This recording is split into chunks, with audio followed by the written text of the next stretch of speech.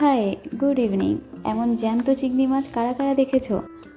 আজ রান্না হবে চিংড়ি মাছের মালাইকারি। চিংড়ি মাছগুলো বেছে ভেজে তুলে দিতে হবে। এরপর কড়াইয়ে খানিকটা তেল গরম করে কিছু বাটা মশলা ভালোভাবে কষিয়ে নিতে হবে। তারপর এতে দিয়ে দিতে হবে নারকেল কোড়া এবং সর্ষে বাটা। এরপর ভালো করে মিশিয়ে নিতে হবে।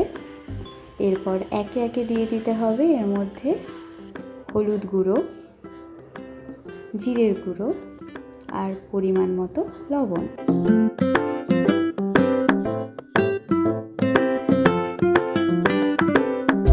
এরপর খানিকটা টমেটো কুচিও দিয়ে দিতে হবে।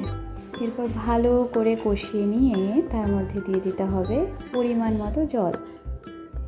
এরপর ভালো করে নেড়ে চেড়ে এটা ভালো করে ফুটিয়ে নিতে হবে। প্রায় 5-6 মিনিট রান্না করার পর এতে দিয়ে দিতে হবে ভেজে রাখা চিংড়ি মাছগুলো। এরপর আরও খানিকক্ষণ রান্না করে নিতে হবে।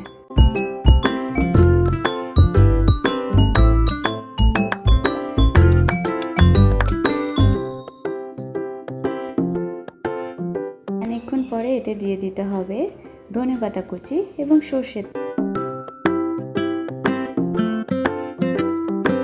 নাড়াচাড়া করে নিয়েই নামিয়ে ফেলতে হবে।